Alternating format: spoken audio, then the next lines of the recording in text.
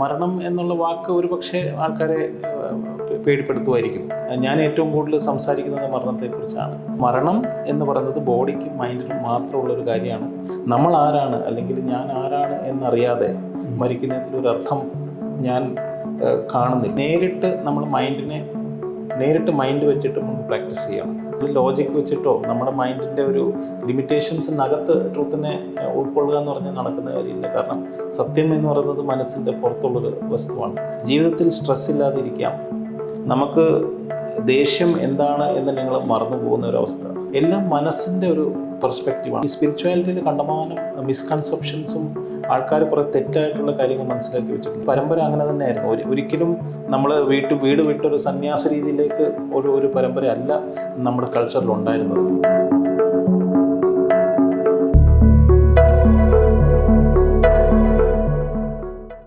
നമസ്കാരം, കൂടിക്കാഴ്ചയിലേക്ക് സ്വാഗതം.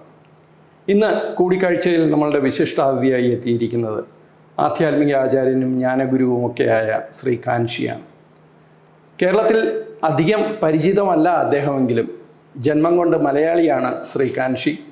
പേരുപോലെ വ്യത്യസ്തമായ ജീവിത രീതിയുള്ള അല്ലെങ്കിൽ ജീവിത മേഖലയിൽ നിന്ന് ആധ്യാത്മിക മേഖലയിൽ എത്തിയ വ്യക്തി കൂടിയാണ് ശ്രീ കാൻഷി. അദ്ദേഹം ഇന്ന് ആന്ധ്രാപ്രദേശ് കേന്ദ്രമാക്കിയാണ് പ്രവർത്തിക്കുന്നത്.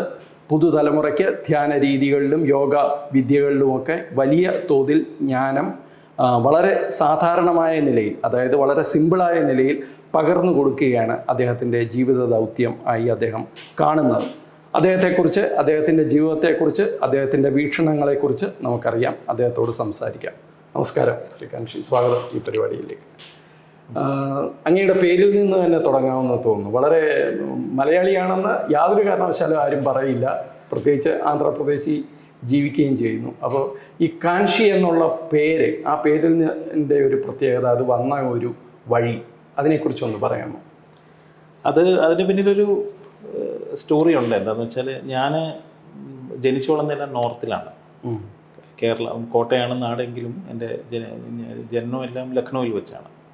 അപ്പം പിൽക്കാലത്ത് ഞാൻ കുറേ നാൾ വർക്ക് ചെയ്തുകൊണ്ടിരുന്ന സമയത്ത്, IT മേഖലയിൽ ജോലി ചെയ്യുന്ന സമയത്ത് ഞാൻ ജപ്പാൻ ഒത്തിരി സഞ്ചരിക്കുകയായിരുന്നു. അപ്പോൾ ഈ ജാപ്പനീസ് കൾച്ചറുമായിട്ട് വളരെയധികം താല്പര്യം തോന്നുകയും അത് വളരെയധികം സ്റ്റഡി ചെയ്ത ഒരു സമയമുണ്ടായിരുന്നു. അപ്പോൾ ഈ കാൻഷി എന്നുള്ള വേർഡ് ശരിക്കും കാൻഷി എന്ന് പറയുന്ന 2 ജാപ്പനീസ് വേർഡ്സാണ്.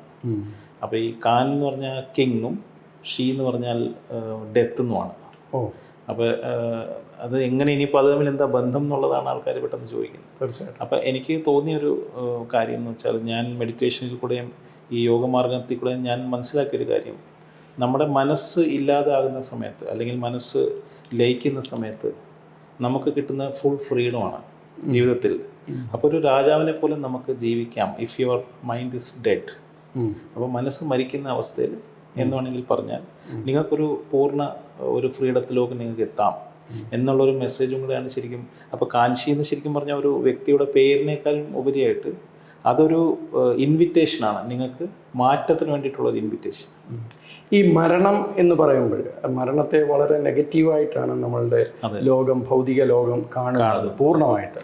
അപ്പോൾ മരണത്തെ തന്നെ തൻ്റെ പേരിൽ ഉൾപ്പെടുത്തുന്നു എന്നുള്ളതിനപ്പുറം ഈ മനസ്സിനെ ഉണർത്തുന്നതും മനസ്സിനെ മറ്റ് തലങ്ങളിലേക്ക് ഉയർത്തുന്നതുമാണ് യോഗവിദ്യ അല്ലെങ്കിൽ ആധ്യാത്മിക മാർഗങ്ങളെന്നാണ് നമ്മൾ കാണുന്നത്. പക്ഷേ അങ്ങ് പറയുന്നത് മനസ്സ് മരിക്കുന്നതിനെ കുറിച്ചാണ്. ആ മരണം യഥാർത്ഥത്തിൽ ഈ ഭൗതികമായ അർത്ഥത്തിലുള്ള മരണമാണോ ഉദ്ദേശിച്ചത്? അല്ല, മരണം എന്നുള്ള വാക്ക് ഒരു പക്ഷേ ആൾക്കാരെ പേടിപ്പെടുത്തുമായിരിക്കും. ഞാൻ ഏറ്റവും കൂടുതൽ സംസാരിക്കുന്നത് മരണത്തെക്കുറിച്ചാണ്, അല്ലെങ്കിൽ ഉറക്കത്തിനെ കുറിച്ചാണ്. എന്നെ സംബന്ധിച്ച് ഉറക്കവും മരണവും ഒക്കെ വളരെ സമാനമായിട്ടുള്ള ഒരു 2 സ്റ്റേറ്റാണ്. അപ്പം ഒരു ആധ്യാത്മിക രീതിയിൽ നമുക്കൊരു ട്രാൻസ്ഫോർമേഷൻ വരണമെങ്കിൽ, നമുക്കൊരു രൂപാന്തരം സംഭവിക്കണമെങ്കിൽ മരണത്തെ വീക്ഷിക്കേണ്ട ഒരു അത്യാവശ്യമുണ്ട്. നമ്മൾ പലപ്പോഴും അത് ചെയ്യാറില്ല. ആസ് എ ഹ്യൂമൻ ബീയിങ് നമുക്ക് ദൈനംദിനം നമ്മൾ ഉറങ്ങുന്നുണ്ട്, രാത്രിയിൽ നമ്മൾ എത്രയോ സമയങ്ങൾ നമ്മൾ ദീർഘനിദ്രയിൽ കൂടെ കടന്നു പോകുന്നുണ്ട്. അതിനെ തന്നെ വീക്ഷിച്ചാൽ സത്യം പറഞ്ഞാൽ നമ്മൾ ആരാണ്, അല്ലെങ്കിൽ നമ്മുടെ യഥാർത്ഥ എക്സിസ്റ്റൻസ് എന്താണെന്നുള്ളത് ക്ലിയർ ആവും. അപ്പം മരണവും സ്ലീപ്പും ഒരു ഹ്യൂമൻ ബീയിങ് ശരിക്കും പറഞ്ഞാൽ നല്ലോണം ഒന്ന് സ്റ്റഡി ചെയ്താൽ തന്നെ അവരുടെ സ്പിരിച്വാലിറ്റിയിൽ വളരെയധികം മാറ്റങ്ങൾ വരും എന്ന് ഞാൻ എല്ലാ മാർഗത്തിൽ കൂടെ പോയപ്പോഴും ഞാൻ കണ്ടെത്തി. ഇനിയും താങ്കൾ പറഞ്ഞ പോലെ മനസ്സിൻ്റെ ഒരു ഉയർന്ന ഒരു ലെവല് അല്ല ശരിക്കും പറഞ്ഞാൽ എൻലൈറ്റൻമെൻറ്റ് അല്ലെങ്കിൽ ഒരു സ്പിരിച്വൽ അഡ്വാൻസ്മെൻ്റ് എന്ന് പറയുന്നത് ഒരിക്കലും മനസ്സിൻ്റെ ഒരു നല്ലൊരു തലം എന്നുള്ളതല്ല. മനസ്സിൻ്റെ ഇല്ലായ്മ തന്നെയാണ് ശരിക്കും ശാന്തി അല്ലെങ്കിൽ മോക്ഷം.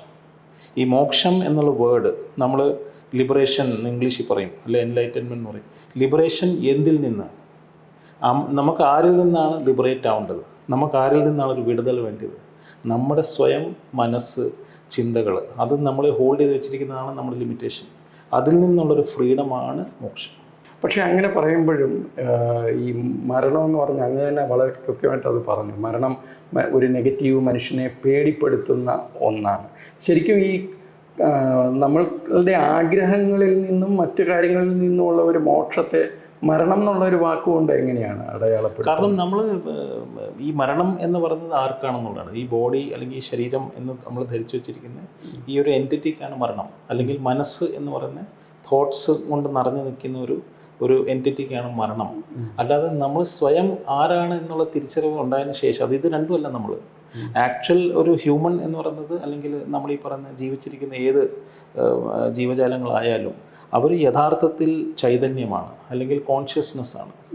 ആ കോൺഷ്യസ്നെസ് ഇരിക്കുന്നത് ബോഡിക്കകത്തും മൈൻഡിനും പിറകെയുള്ള ഒരു സത്യാവസ്ഥയാണത്. അത് തിരിച്ചറിഞ്ഞ അല്ലെങ്കിൽ അതിലേക്ക് ഒരു പ്രാവശ്യം എത്തിയ ഒരാളെ സംബന്ധിച്ച് ഈ ബോഡി എന്നുള്ളത് ഈ വസ്ത്രം മാറുന്ന പോലതേ ഉള്ളൂ. അപ്പം മരണം എന്ന് പറയുന്നത് ബോഡിക്കും മൈൻഡിനും മാത്രമുള്ളൊരു കാര്യമാണ്. അത് ഒരു ലിമിറ്റഡ് സംഭവമാണ്. അത് കുറച്ച് കഴിയുമ്പോഴത്തേക്ക് ഇല്ലാണ്ടാവും.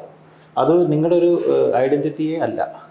അങ്ങ് പല വഴികളിലൂടെ സഞ്ചരിച്ചായിരിക്കുമല്ലോ ഈ ഒരു നിലപാടിലും അല്ലെങ്കിൽ ഇങ്ങനെ ഒരു ഇതിലെത്തുന്നത്.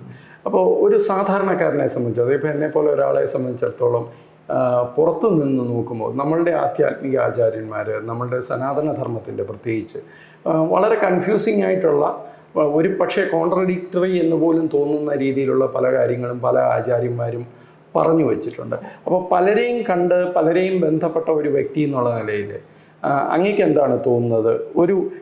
ഇവരെല്ലാം പറയുന്നത് പ്രത്യക്ഷത്തിൽ കോൺട്രഡിക്ടറി ആണെങ്കിലും എന്തെങ്കിലും സത്തയിൽ ഒന്ന് തന്നെയാണോ ഇത്? തീർച്ചയായിട്ടും ഇത് തന്നെയാണ് എൻ്റെ കണ്ടെത്തലും. 2017 ഞാൻ മനസ്സിലാക്കിയ അല്ലെങ്കിൽ എനിക്കുണ്ടായ ഒരു തിരിച്ചറിവ് ഇത് തന്നെയാണ്. ഞാൻ പോയിരിക്കുന്ന മാർഗങ്ങൾ എടുത്തു പറയുകയാണെങ്കിൽ ക്രിയായോഗ, അല്ലെങ്കിൽ സിദ്ധമാർഗങ്ങൾ, അതുപോലെ ജ്ഞാനമാർഗങ്ങൾ, സൂഫി മാർഗം, സെൻ ബുദ്ധിസം, അങ്ങനെ ഇന്ന് ലോകത്തുണ്ടാകുന്ന ഏകദേശം എല്ലാ ആധ്യാത്മിക വഴികളും ഇന്ന് ഇന്ത്യയിൽ അവൈലബിൾ ആയിട്ടുള്ള എല്ലാത്തിൽ കൂടെ ഞാൻ സഞ്ചരിച്ചു.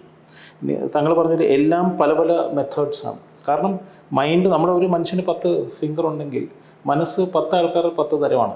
അപ്പം എല്ലാവർക്കും ഒരേ ഫോർമുല വർക്കൗട്ട് ആവത്തില്ല. ഈ എല്ലാ കോമ്പിനേഷൻസും നോക്കിയാൽ, മെഡിറ്റേഷൻ്റെ അല്ലെങ്കിൽ ഈ പറഞ്ഞ യോഗമാർഗങ്ങളുടെ ഏത് കോമ്പിനേഷൻ നോക്കിയാലും അത് ഈ മനസ്സ്, പ്രാണൻ, ശരീരത്തിൻ്റെ ഏതൊരു കോമ്പിനേഷനാണ് വർക്ക് ചെയ്യുന്നത്.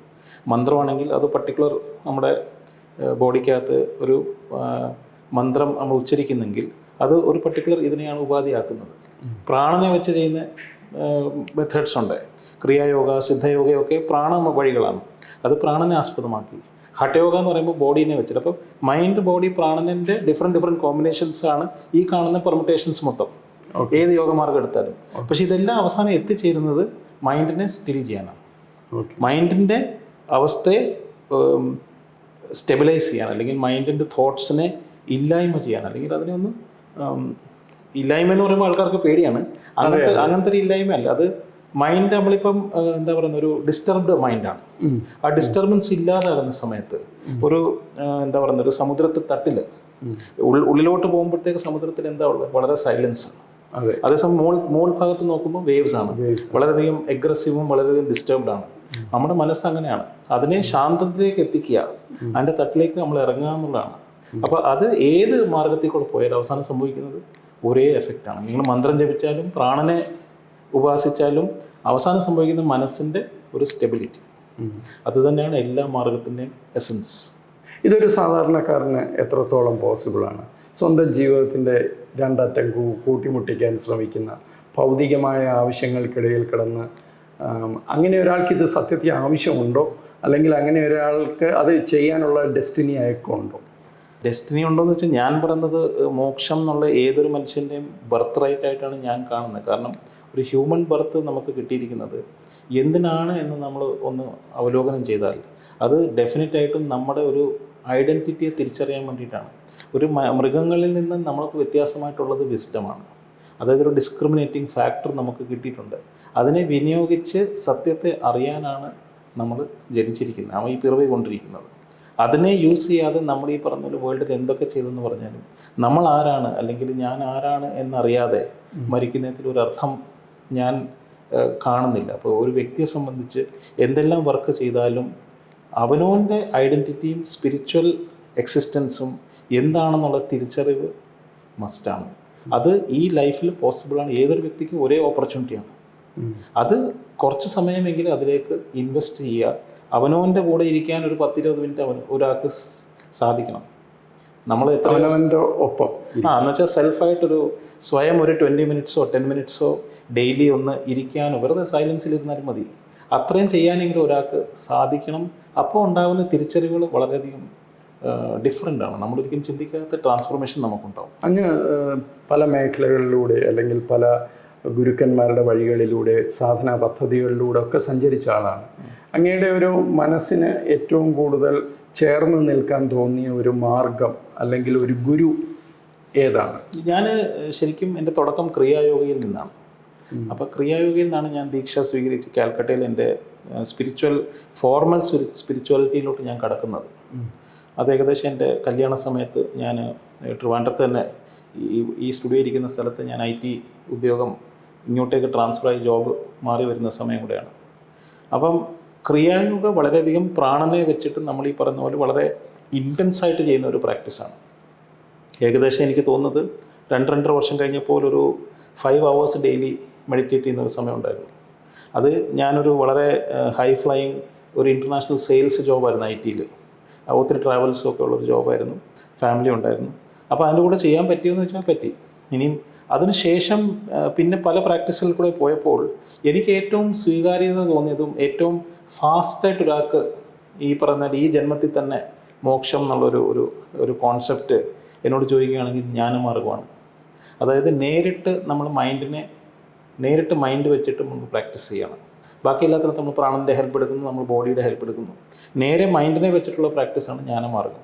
അതിന് കുറച്ചൊരു ഇൻ്റലക്ച്വൽ ആയിട്ടുള്ള ആൾക്കാർക്കാണ് കുറച്ചുകൂടി സൂട്ടബിൾ.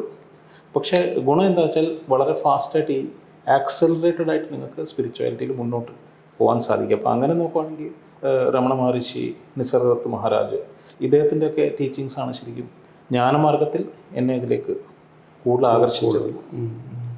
അത് എത്രത്തോളം സമയമെടുത്തു അങ്ങയുടെ ഒരു പരീക്ഷണത്തിലും അങ്ങയുടെ ഒരു യാത്രയ്ക്കും? എനിക്ക് മൊത്തത്തിൽ എനിക്ക് തോന്നുന്നു ഒരു 10-22 വർഷം എടുത്തു ഈ പറഞ്ഞൊരു അണ്ടർസ്റ്റാൻഡിങ്ങിലോട്ട് എത്താൻ. അതിൽ കൂടെ ഈ പലതിൽ കൂടെ കടന്നു പോയപ്പോഴും ഈവൻ സൂഫി മാർഗത്തിൽ കൂടെ കടന്നു പോയപ്പോഴും ലാസ്റ്റ് ഏകദേശം അതായിരുന്നു. പിന്നെ എൻ്റെ ഒരു അവസാനം ഞാൻ മീറ്റ് ചെയ്തൊരു ഗുരു, അദ്ദേഹം 700 വയസ്സുള്ള ഒരു യോഗിയാണ്, സിദ്ധനാണ്.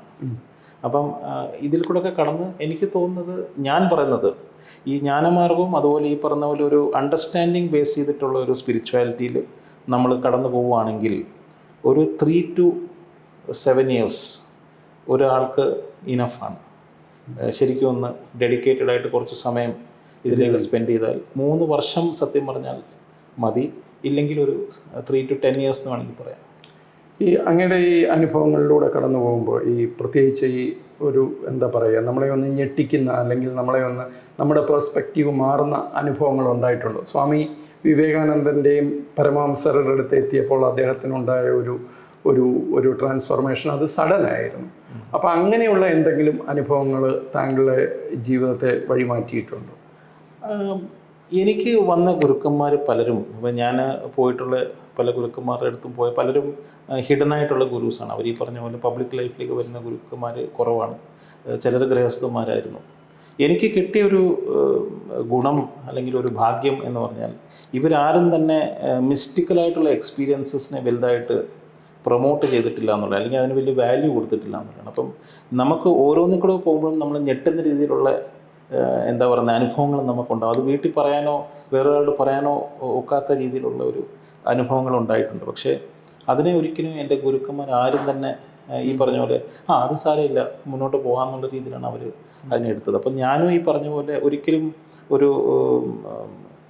ഒരു മിസ്റ്റിക്കലായിട്ടുള്ള എക്സ്പീരിയൻസ് അതിൻ്റെ പിന്നാലെ അധികം എന്താ പറയുന്നത് ഒരു വലിയ വാല്യൂ കൊടുക്കുമോ അതിന് വലിയ ഇത് കൊടുത്തിട്ടില്ല. പക്ഷേ സാമാന്യ ലോകത്ത് നമ്മളത് പറഞ്ഞു കഴിഞ്ഞാൽ ആൾക്കാർ തീർച്ചയായിട്ടും ഞെട്ടുന്ന പോലത്തെ കണ്ടമാനം എക്സ്പീരിയൻസസ് ഉണ്ടായിട്ടുണ്ട്. പക്ഷെ അതിനൊന്നും സ്പിരിച്വാലിറ്റി ഇല്ല, ട്രൂ സ്പിരിച്വാലിറ്റി അതിന് വലിയ സ്ഥാനമില്ല. കാരണം അറ്റ് ദി എൻഡ് അതൊരു എക്സ്പീരിയൻസ് ആണ്. എക്സ്പീരിയൻസ് എപ്പോഴും മൈൻഡിൻ്റെ ലെവൽ തന്നെയാണ്. അത് എത്ര വലിയ എക്സ്പീരിയൻസ് ഉണ്ടായിക്കോട്ടെ, റിയാലിറ്റി എന്ന് പറയുന്നത് മൈൻഡിൻ്റെ പിറകിലാണ്. അപ്പോൾ അവിടെ ഒരു നോൺ എക്സ്പീരിയൻഷ്യൽ സ്റ്റേറ്റ് ആണ്. അവിടെ എത്തുക എന്നുള്ള ലക്ഷ്യത്തിൽ പോകുന്ന ഒരാളെ സംബന്ധിച്ച് ഏതൊരു എക്സ്പീരിയൻസും ടെമ്പററിയാണ്.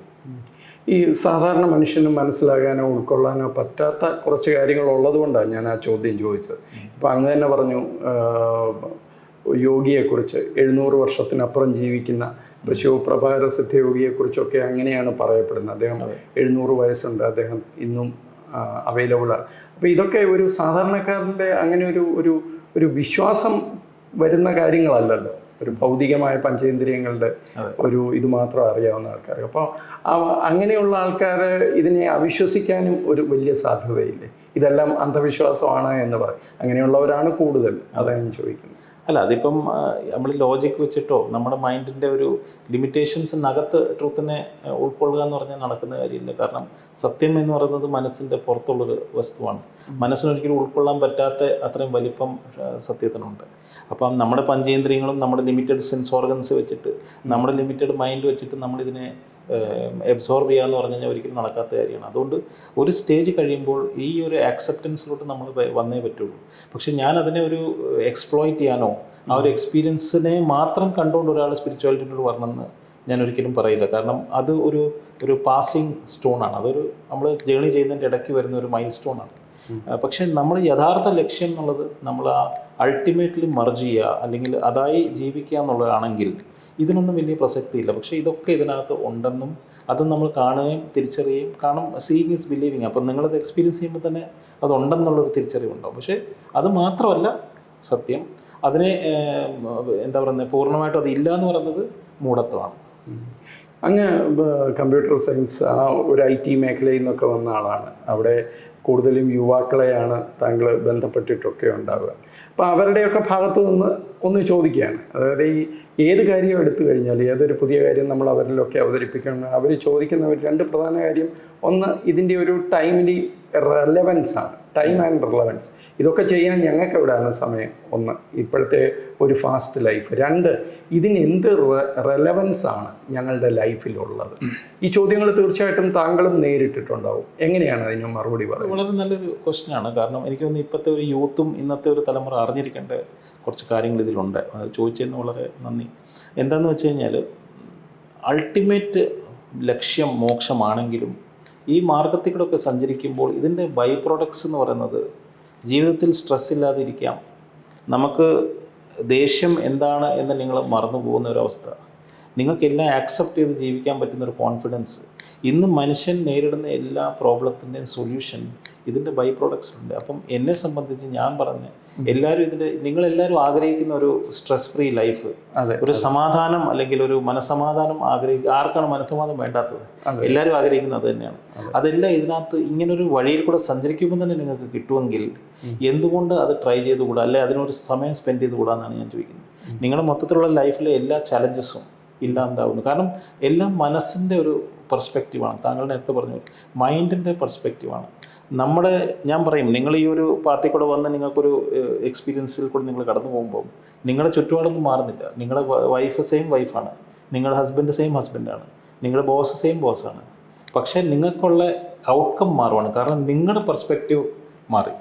അപ്പം ലൈഫിൽ മാറ്റങ്ങളൊന്നും വരുന്നില്ല, എല്ലാം അതുപോലെ ഉണ്ടാവും. പക്ഷെ നിങ്ങൾ കാണുന്ന ആ ഒരു നിങ്ങളുടെ രീതി മാറുവാണ്. അപ്പം ദാറ്റ് ഈസ് മോർ ഇമ്പോർട്ടൻറ്റ്. നിങ്ങളുടെ മൈൻഡിൻ്റെ പെർസ്പെക്റ്റീവ് മാറുമ്പം നിങ്ങൾക്ക് എല്ലാം ഉൾക്കൊള്ളുന്ന ഒരു അവസ്ഥയിലേക്ക് നിങ്ങൾ എത്തുന്നു. അതാണ് മനുഷ്യൻ ഏറ്റവും കൂടുതൽ ആഗ്രഹിക്കുന്നത്, വേണ്ടിയതും. അതിനു വേണ്ടിയിട്ട് തീർച്ചയായിട്ടും you will have to spend some time. ആൾക്കാരുടെ പ്രതികരണം എങ്ങനെയാണ് അത് പറയുമ്പോൾ?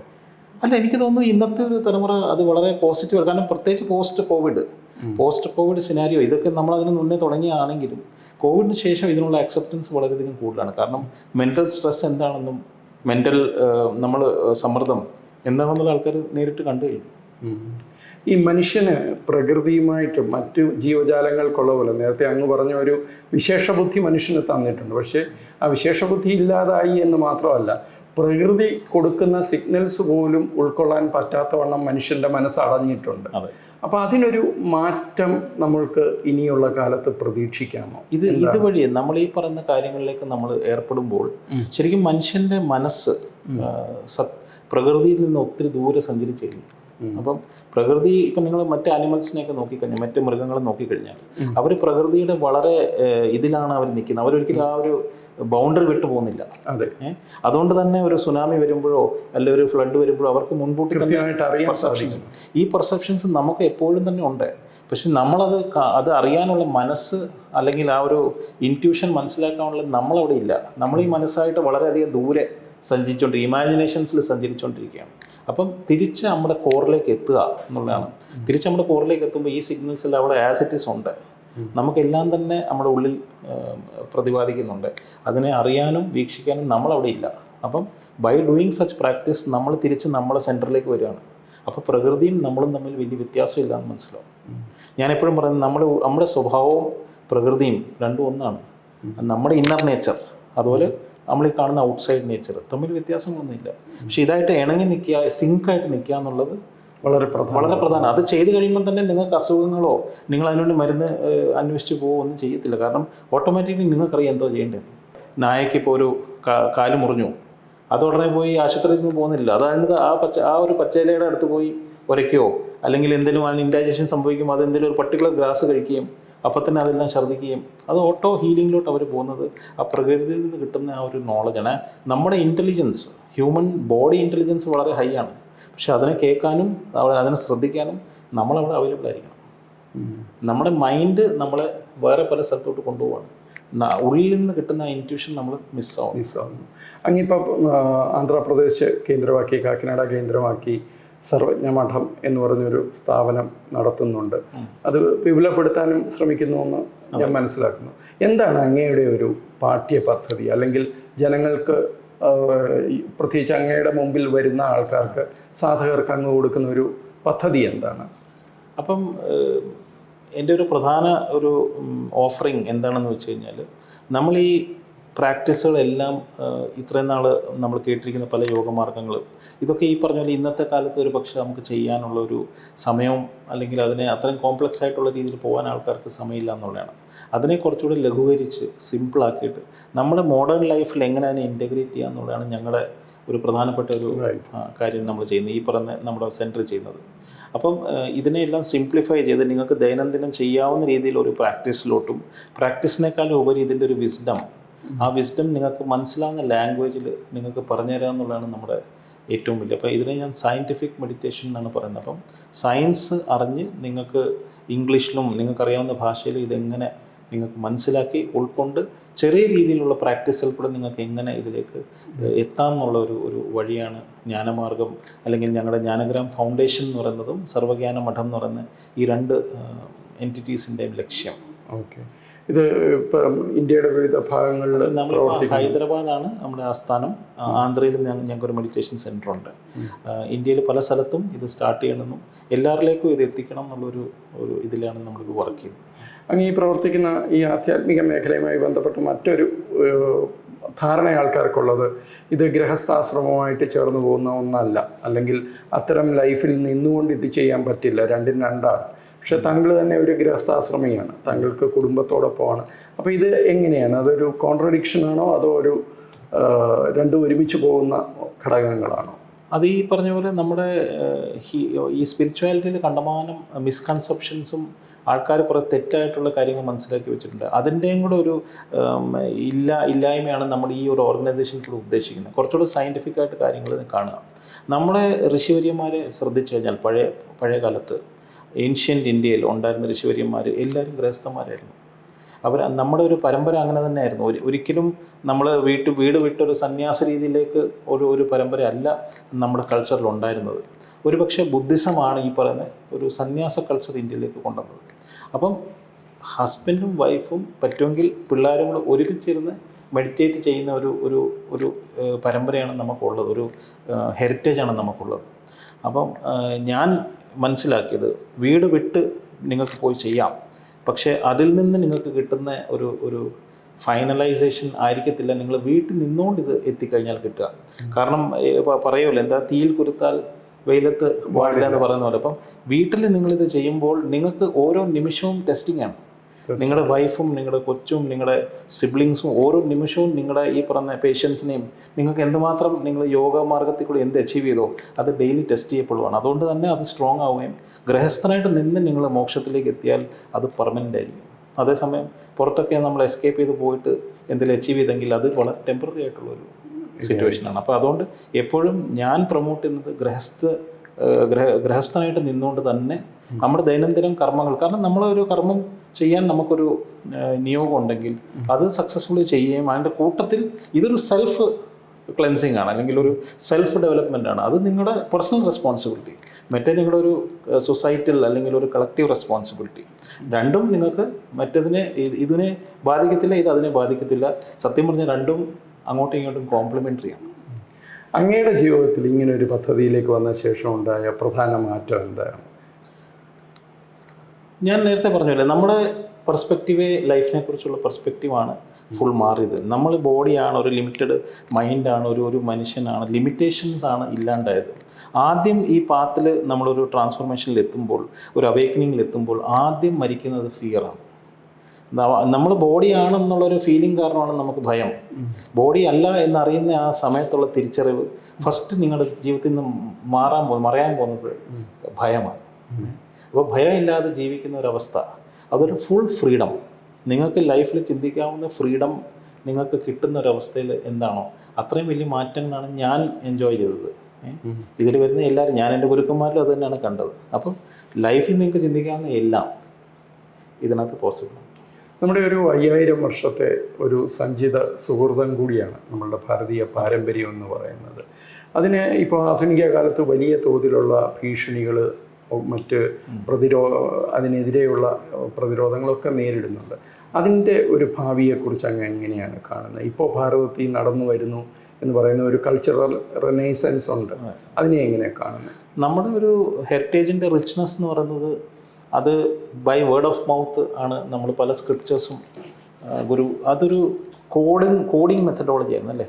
അത് കാരണം എഴുതി വെച്ച് ചെയ്തിരുന്നെങ്കിൽ ഒരുപക്ഷെ ഇത് എഡിറ്റ് ചെയ്യപ്പെടുകയും മറിയൊക്കെ ചെയ്യുമായിരുന്നു. പക്ഷേ ഈ ബൈ വേർഡ് ഓഫ് മൗത്ത് ഇത് വേദാസും എല്ലാം ട്രാൻസ്ഫർ ചെയ്തതിൻ്റെ പേരിലാണ് ഇന്നും അതിൻ്റെ ആ പ്യൂരിറ്റിയിൽ തന്നെ നമുക്കത് കിട്ടുന്നത്. പക്ഷേ അതിനെ മനസ്സിലാക്കാനും ഇൻറ്റർപ്രറ്റ് ചെയ്യാനുള്ള ആ ഗുരുക്കന്മാരോ അതിനെ പറഞ്ഞു തരാനുള്ള വ്യക്തികൾ ഇപ്പോൾ ഇല്ല എന്നുള്ളതാണ് ഒരു പ്രശ്നം. പക്ഷേ ആ നോളജ് ആസ് ഇറ്റ് ഈസ് നമ്മളിൽ ഇപ്പോഴും ഉണ്ടെന്നുള്ളതാണ്. നമുക്ക് ഇനിയത്തെ കാലം ഇതിനെ ഇതേപോലെ തന്നെ സൂക്ഷിക്കുകയും ഇതിൻ്റെ ഒരു അഡ്വാൻറ്റേജ് കിട്ടണമെന്നുണ്ടെങ്കിൽ നല്ലൊരു സിസ്റ്റം ഉണ്ടാക്കിയിട്ട് ന്യൂ ജനറേഷൻ രീതികളിൽ ഇതിനെ ടെക്നോളജി ഉപയോഗിച്ചുകൊണ്ട് മാക്സിമം നമുക്കിന്ന് എന്തെല്ലാം ടെക്നോളജീസ് അവൈലബിളാണ്. ഞാൻ ശരിക്കും എൻ്റെ ഒരു ഓർഗനൈസേഷനിൽ ഓഗ്മെൻറ്റഡ് റിയാലിറ്റി, വെർച്വൽ റിയാലിറ്റി ഒക്കെ യൂസ് ചെയ്ത് എൻലൈറ്റ്മെൻറ്റ് എക്സ്പീരിയൻസുകൾ പോലും സിമുലേറ്റ് ചെയ്യാൻ പറ്റുന്ന ഒരു സാധ്യതയെക്കുറിച്ചാണ് ഇപ്പോൾ സ്റ്റഡി ചെയ്തുകൊണ്ടിരിക്കുന്നത്. കാരണം അന്നില്ലാഞ്ഞ പല കാര്യങ്ങളും ഇന്ന് നമുക്ക് വളരെ എളുപ്പത്തിൽ ആൾക്കാരിലേക്ക് അവൈലബിൾ ആണ്. അപ്പം സമയം അനുസരിച്ച് ഇതിനെല്ലാം ഒന്ന് മാറ്റം വരുത്തേണ്ട ഒരു എമർജൻസി നമുക്കുണ്ട്. അപ്പം എല്ലാം ഉണ്ടെങ്കിലും ഇത് മനസ്സിലാക്കാനോ ഇതിൻ്റെ വാല്യൂ അറിയാനോ നമ്മൾ ഇന്ത്യൻസിന് കൂടുതൽ ബെനിഫിറ്റ് അതിൻ്റെ കിട്ടിയിട്ടില്ല. അപ്പോൾ അതിന് പറ്റിയ ഒരു ഓർഗനൈസേഷൻ അല്ലെങ്കിൽ ഒരു സംവിധാനം നമ്മൾ ഉണ്ടാക്കിയെടുക്കണം. ഇതിനെ കറക്റ്റായിട്ട് മോഡേൺ രീതിയിൽ ഇൻറ്റർപ്രറ്റ് ചെയ്യാനും ഇതിനെ ഡീകോഡ് ചെയ്യാനും അടുത്ത ആൾക്കാരിലേക്ക് ഇത് പകർന്നു കൊടുക്കാനും ഒരു സിസ്റ്റം തയ്യാറാക്കേണ്ട ഒരു ആവശ്യമുണ്ട്.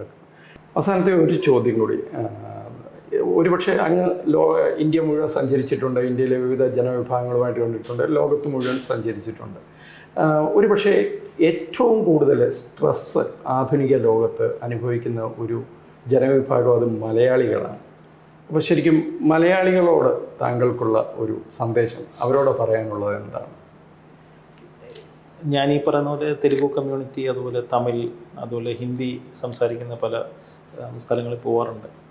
സ്ട്രെസ് എല്ലായിടത്തും എല്ലാവരും അനുഭവിക്കുന്നുണ്ട്. കേരളത്തിൽ ഞാൻ നോക്കിയിട്ട് ഏറ്റവും കൂടുതൽ ആവശ്യകത ഇങ്ങനത്തെ ഒരു സംഭവം അല്ലെങ്കിൽ ഇങ്ങനത്തെ ഒരു മാറ്റം വേണ്ടിയത് മലയാളിക്കാണ് ഏറ്റവും ആവശ്യം. അതേസമയം ഫുള്ളി ലിറ്ററസി ഉള്ള ഒരു സ്റ്റേറ്റ് എന്നുള്ള നിലയിൽ ഇന്ന് ജ്ഞാനമാർഗം അല്ലെങ്കിൽ നോളജ് ബേസ്ഡ് ഒരു സ്പിരിച്വാലിറ്റിക്ക് ഏറ്റവും കൂടുതൽ ഫിറ്റാവുന്ന ഒരു സ്റ്റേറ്റ് എന്ന് പറഞ്ഞാൽ കേരളം തന്നെയാണ്. അതായത് ഇത് ഏറ്റവും കൂടുതൽ ആവശ്യമുള്ളതും ഇത് ഏറ്റവും കൂടുതൽ അവൈലബിൾ ആയിട്ടുള്ളതും രണ്ടും കൂടെ നോക്കിക്കഴിഞ്ഞാൽ കേരളത്തിനാണ് ഇതിൻ്റെ ബെനിഫിറ്റ്.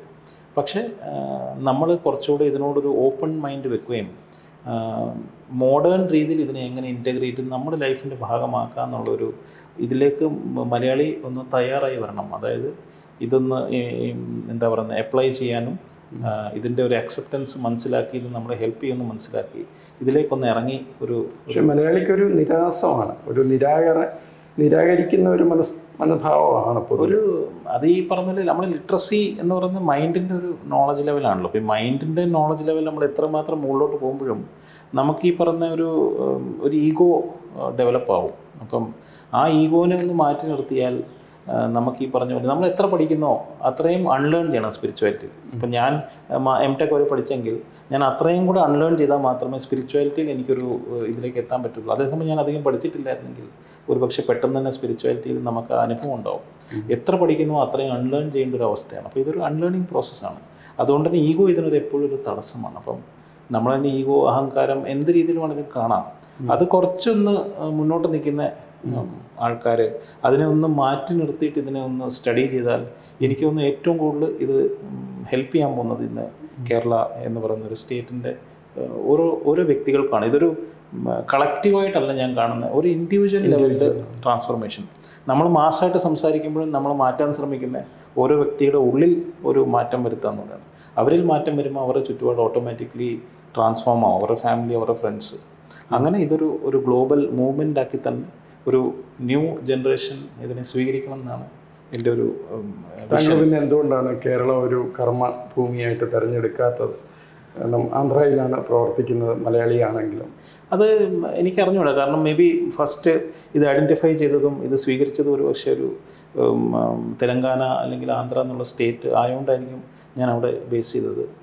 ഒരു പക്ഷേ ഇതിലേക്ക് ഇനിയും ഈ പറഞ്ഞ കേരളത്തിൽ ഇത് നമുക്ക് താല്പര്യമുണ്ട് ഇതിനെ മുന്നോട്ട് കൊണ്ടുപോകാൻ. അപ്പോൾ ഇതിന് പറ്റിയ ഇതിനോട് താല്പര്യമുള്ള വ്യക്തികൾ ഇതിനൊരു പ്രോഗ്രസീവ് മെൻറ്റാലിറ്റിയോടുകൂടി ഇവിടെ എന്തെങ്കിലും ഡെവലപ്മെൻറ്റ്സ് ചെയ്യാൻ താല്പര്യമുണ്ടെങ്കിൽ ഡെഫിനറ്റായിട്ടും നമ്മൾ പാർട്ട്ണർ ചെയ്യാൻ റെഡിയാണ്. തീർച്ചയായിട്ടും.